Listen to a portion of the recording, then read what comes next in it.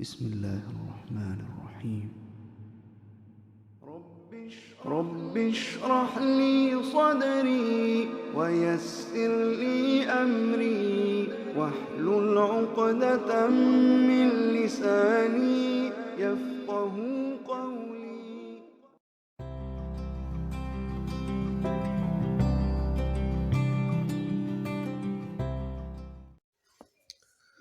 Hello, today we will learn about thinking and knowledge.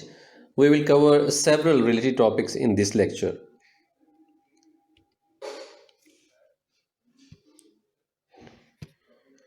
Before I give a general definition of thinking, let's see some synonyms of the word think.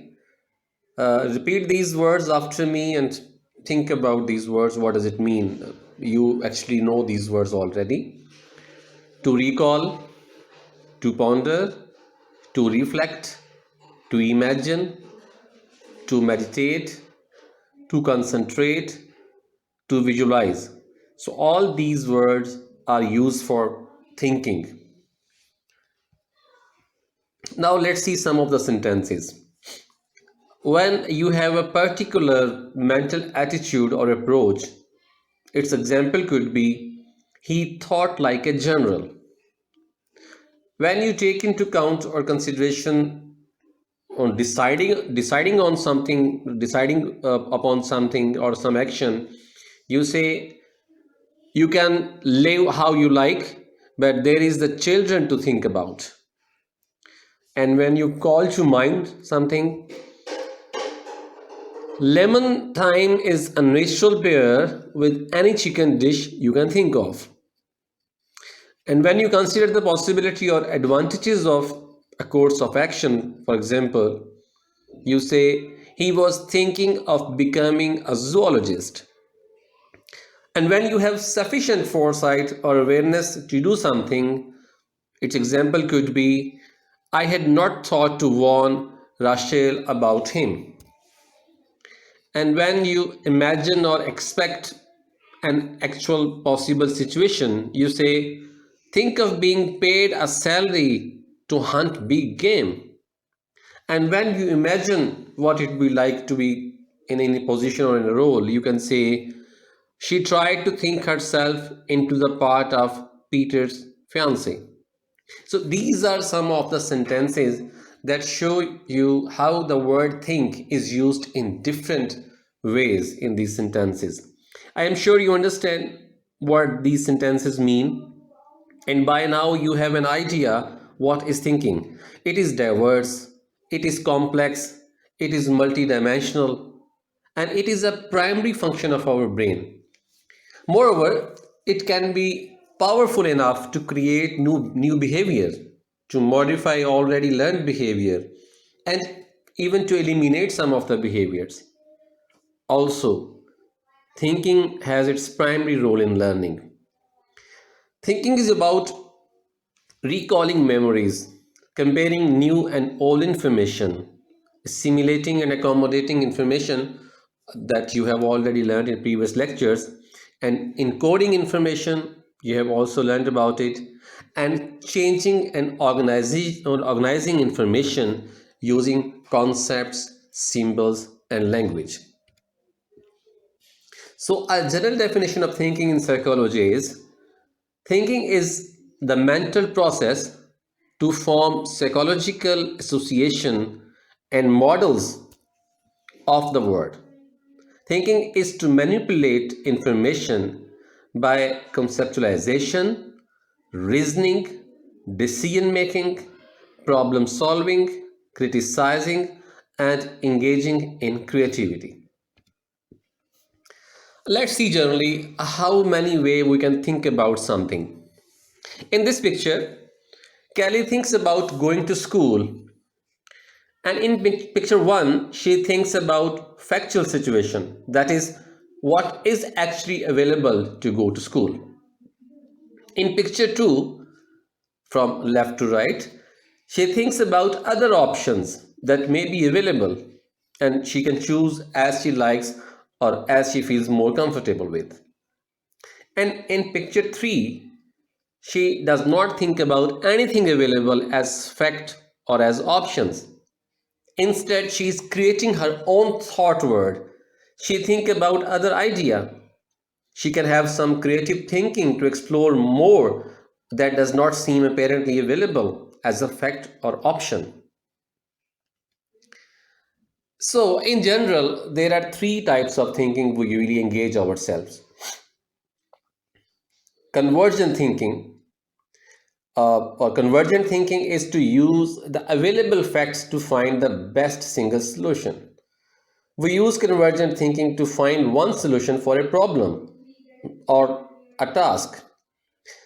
Developing rules and following them is one example of convergent thinking. The second one is divergent thinking. It is about thinking about several other options available to find answers to the questions. It allows the mind to associate more freely to various elements of a problem. Divergent thinking typically results in multiple solutions. And then we have metacognition. Metacognition is to create our own thought world, our own thought process, in which we can find solutions. It means not necessarily emphasizing on the available options or the facts, but creating our own thoughts to solve problems. Metacognition consists of planning, evaluating, and monitoring mental activities. It is thinking about thinking. I am sure now you can differentiate between these three types and find other examples from your own life, following the example of Kelly, for example, in previous slide. And you have also learned about automatic and control thought processes in previous lectures. So we are not going to discuss it here.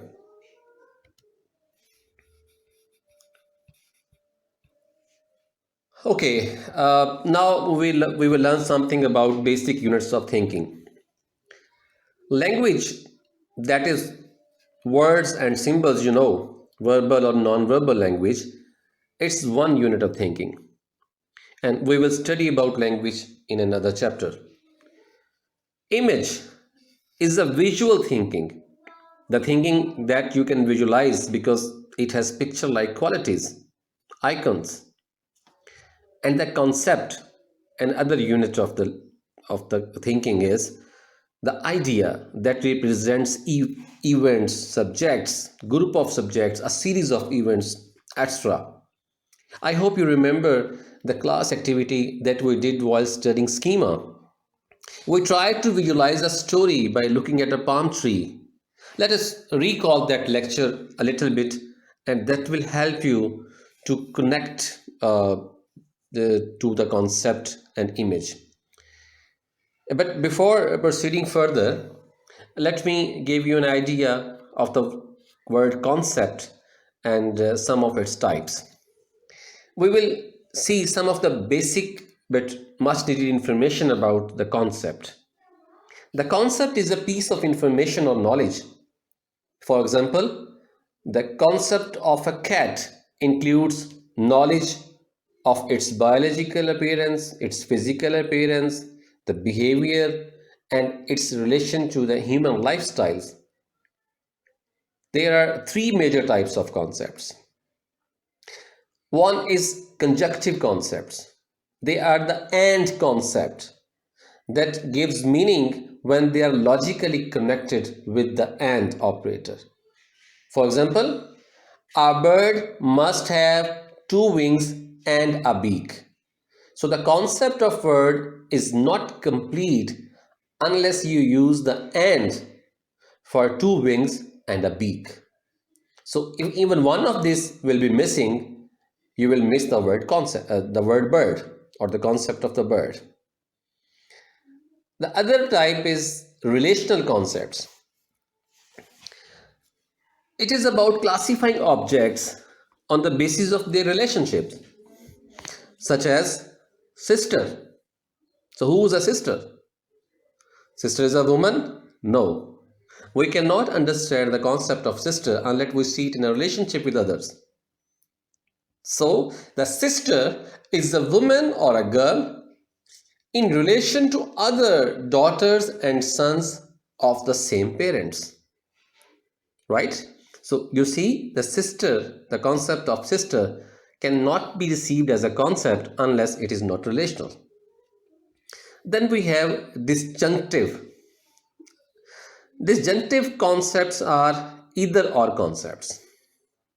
They refer to the objects that have at least one of several possible features. For example, in the game of cricket, a no ball is either an overstepped ball or shoulder high ball.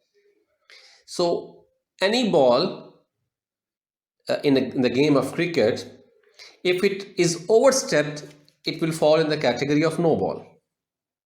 Or if it is shoulder high ball, again it will fall in the category of no ball. So you don't need an and operator like conjunctive concept here. So this is called disjunctive concept, that is connected with either or orientation. Now let's begin with recalling schema. What is schema? A schema is a mental process responsible for activities as simple as naming and labeling something and as complex as creating experiments. And these schemas actually guide our behavior. Let's now see how we can fill in the blanks in the next slide using our schema. You have already studied this in our previous lectures, but we need to recall it. So you see, think about something that is an animal and that eats plant, and then think about another animal that does not eat plant, and then think about the other blank spaces to be filled in with the right words that can connect these two animals and a plant. So think about it. It is a drill for you. You can pause the video and you can think about it, and then you can proceed further. But I will definitely proceed further. So this is a solved puzzle. Does it make sense? Just think about the words placed in the blanks: dog, cow, grass. You can visualize them how they look like. Do you? Dog, cow, grass. What about the word animals, plants, living beings? These words are different from dog, cow, grass. In fact, these words provides you a category where there are some general information, and that information you use to place different objects and things in these categories. You think about cow and dog as animals, so animal is a category, and you think about grass as a plant, so plant is a category, and you think about these three as living beings, so living being is other category. So you are organizing and categorizing your existing schemas to fill in these blanks, and your schemas are facilitating you to make inferences. So you remember this activity, you have done it in the class. If you recall it, you will find out how thinking works, and you can relate it with types and units of thinking we have just learned. So what we learned about schema: whenever we activate our schema, we think of what we already know, and then we use our background knowledge to make inferences. Now, what is schema? Schema is an organized body of knowledge. It represents generic concepts composed of abstract and perceptual knowledge as well. It is used to guide encoding, organization, and retrieval of knowledge. It shapes and it is shaped by the experiences. So schemas shape your experience, but they also are shaped by the experiences. It reflects prototypical properties of experience. And what is prototypical property, we will know later on. And it is relatively stable. Okay, now we will discuss prototypes. You see a question mark here in the figure, in the image that you are seeing right side of the slide. Guess what word is best fit here? There is something that makes chirp, that has wings, that eats worms, that has feathers, that has beak. Yes, you are right. This is bird. But how did you know? Well, you see the information provided to find out the answer, and then summing up these information in connection with each other, you reach a general category of animals that has all these characteristics. An animal that has a beak, feather, wings, and that eats worms and that chirps is a bird. A bird. Which bird? There are a lot of birds. You can have several examples now because you have find out what is this about. So you can see when you are provided with some general connected information about something, you reached a category, and that is prototype. Prototypes helps us to find best examples to make inferences, such as thinking about birds will not make you think about lion or cat. Thinking about domestic animals will not lead you to think about an elephant. Well, to see how these prototypes can work in thinking and learning, I suggest you to have an interactive session with a child at your home who is learning about animals from his or her primer book. Well, let's think again about what makes a bird a bird. See this. Does it answer the question? Bird is an animal that has wings, beak, and feathers. And that is common features for of the birds, right? I have mentioned the article over there. So if you want to read, you can browse it on the Google. So when you will think about a specific bird, you will add some information in this prototype. Which information? This information. Beak, wings, and feathers. So this is a pattern of bird. And whenever you think about a specific bird, you will add some information in this prototype to recognize the bird, such as dove and penguin. Well, why not practice this? Think about other birds and see how much information you replace and add. You will not be surprised that the prototypical information will not be changed. Am I right? Such as in this example, dove has feathers, wings, and fly. Penguin has wings and feathers, but it does not fly. It dives. And then the color is different, and then they are found in different places, right? So whenever you think about a bird, specific bird, you will see that some of the information will remain the same, but you will add new information and you will change some of the information. Try it. What do you see in the picture? Two birds? No? Do you think an aeroplane is a bird? It sounds a silly question maybe. Yes, because prototype information is missing. But how? In the picture we see two things. Both can fly, but how the prototype information is missing? Thinking about bird and aeroplane will activate some overlapping and some different schemas. So you see column B, it shows similarities, overlapping information. Aeroplane has wings, but bird has wings. Aeroplane can fly, bird can fly, right? And then in the A and C, they show a difference that does not make us call an aeroplane a bird. Due to this difference, we do not call aeroplane a bird because aeroplane falls under the prototype of vehicles. They have engine. And bird is an animal that has a beak. So you see there is a difference. That is why we do not call aeroplane a bird. After this detailed discussion, now it will be easy for you to understand prototype properties of categorization. Actually, the prototype theory of categorization.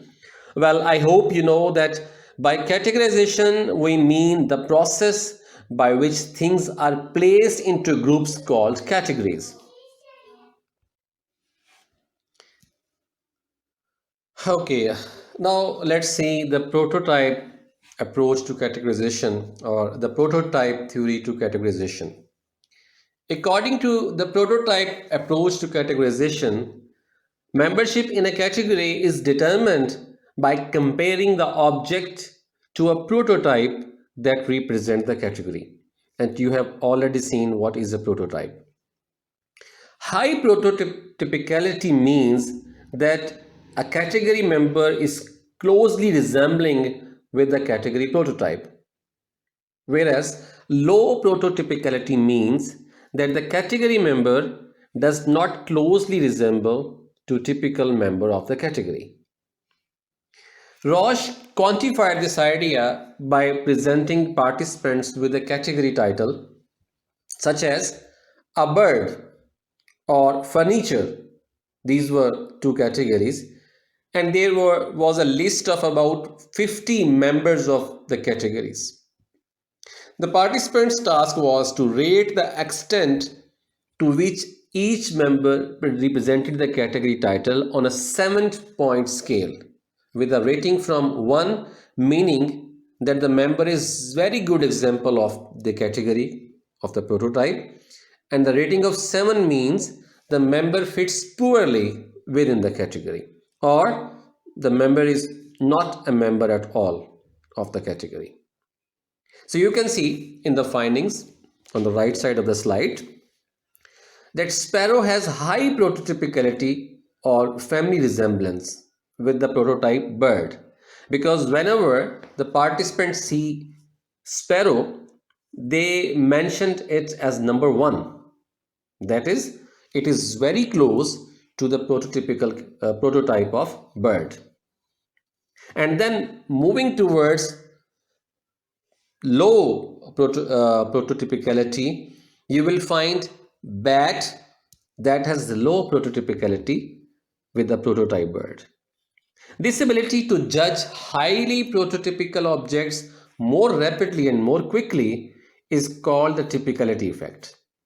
So you have prototypical experience, and according to this experience, you rapidly judge about something that falls under a certain category. Now let's see some of the experiments findings. Different experiments revealed different way of conceptualizing and conceiving knowledge.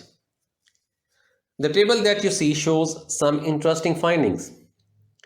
Besides the effect of family resemblance that you have learned in the previous slide, we see effect of typicality.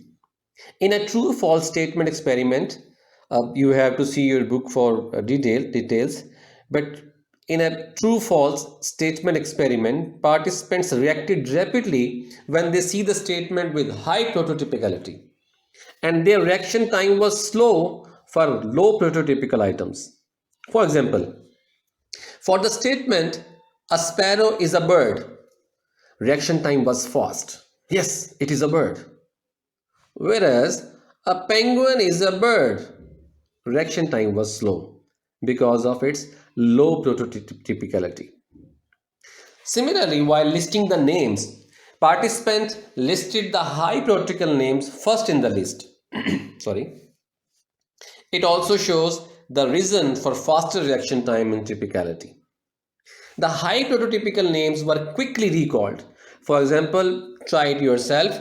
Think about a prototype and write the list of the names of the things or objects that first come to your mind belonging to that prototype. Okay, do you think you will list the bat first in a bird prototype? No, it will be sparrow, right? Okay, let's see how can priming affect the phenomena. I hope you understand what is priming because we have studied it in our previous lectures. So let's see how it works. In an unprimed condition, well, again, considering that you have attended previous lectures, I assume you know what is priming, right? In an unprimed condition, participant says yes for identical colors and no for non-identical colors, as you see in the screen, right? So the participants say yes if presented with the identical colors, and the participant will say no if we will present the two non-identical colors. Okay, now the participant will be primed by spoken aloud the prototype green, that will facilitate the response. See, participant first heard the prime, which was the name of the color, such as green. 2 seconds later, they saw a pair of colors side by side and indicated by pressing a key as quickly as possible whether the two colors were the same or different. As you see on the slide, that the word green was spoken loudly, and after 2 seconds, a pair of colors side by side was presented, and the participant was asked to press the key quickly when the two colors seems different or similar. Primed prototype green, when the participant was primed with this word, the person's green prototype matches the good green with faster response time, but a poor match for the light green with comparatively slow response time. So it means that priming also has its effect on your recognition of colors, right? Hope you are understanding somehow, but again, I will say that you have to read your textbook as well. So first, now we are moving from prototype theory to the exemplar theory of categorization. The exemplar theory, it says, well, it's like the prototype approach, and it involves determining whether an object is similar to a standard object. Well, however, whereas the standard for the prototype approach is a single average member of the category, the standard for the exemplar approach involves many examples, each one called an exemplar. Exemplar theory is seen as a competitor to prototype theory. And main claims of exemplar theory, or we can also call it instance theory, is that prototype abstraction, as theorized in prototype theory, does not help in category judgment. Then what happens? Then actually category judgments are based on the similarity of the new objects with the exemplars that participant already has. Well, seem little bit difficult. Let's see its example. For example, a person will compare the dog shown in the picture with the dog and non-dog exemplars the person already has in his mind as existing examples of related object. That is why the person will not place the object in non-dog exemplars. So the person, what is happening there, mentally computation of the total similarity of the current instance to memories of positive and negative exemplars such as dog and non-dog exemplars will help the person to make decision about the shown object. So he is not comparing or dealing with the prototypes. Instead, he is comparing the object with the examples or the sample information that the person has in his mind. Right? So the similarity with the exemplar will lead to the categorization, and this process is known as exemplary theory of categorization. And I think you can now understand the difference between these two. In short, the prototype theory suggests that a new stimulus is compared to a single prototype in the category. Whereas the exemplar theory suggests that the new stimulus is compared to multiple exemplars in a category, and then it will be placed somewhere. Like in the previous picture, dog was compared with multiple exemplars, but then the dog was placed in the dog exemplars and not in the non-dog exemplars. If we proceed further with this prototype theories and exemplar theories, we find more categories within one category that make it more complex. And this kind of categorization that you see in the picture, it is called hierarchical organization, in which larger, more general categories are divided into smaller, more specific categories. And then they create a number of level of categories. For example, in this picture, you see furniture has chair, table, and bed.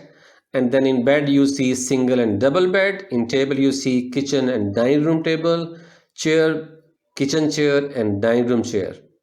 And then in vehicles, you have bicycle, truck, and car. All these three are vehicles.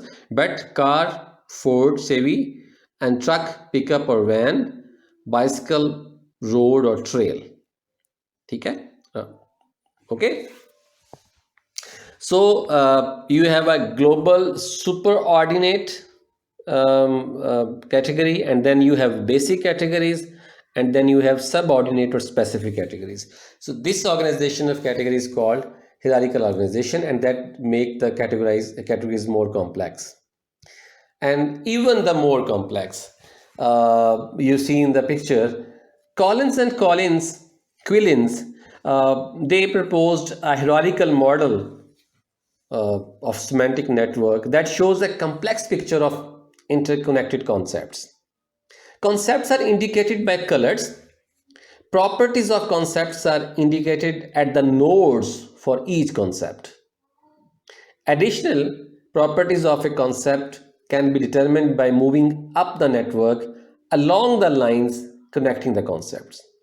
For example, you see the word canary at the bottom in blue, and then you move upward to the bird, and it indicates that canaries have feathers and wings and they can fly. And if you go downward, then canary can sing and it is yellow. But if you go upward, canary is a bird, it has feathers, it can fly, it has wings. Do you understand this network? I hope so.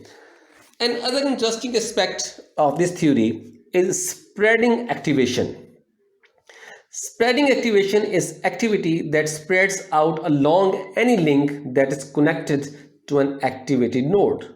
For example, moving through the network from robin to bird activates the node at bird, and then this activated node can spread further to other nodes. You are going from robin to bird, and the bird is an animal and the animals in a living thing, right?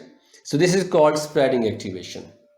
And this way of storing information in which you have several shared nodes, it is also called as cognitive economy. So Collins and Quillians, they proposed cognitive economy concept as well in this model.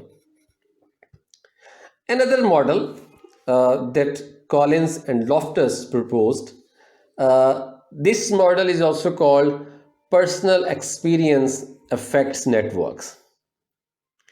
Not called, but this model also proposed that our personal experience can also affect the network we have.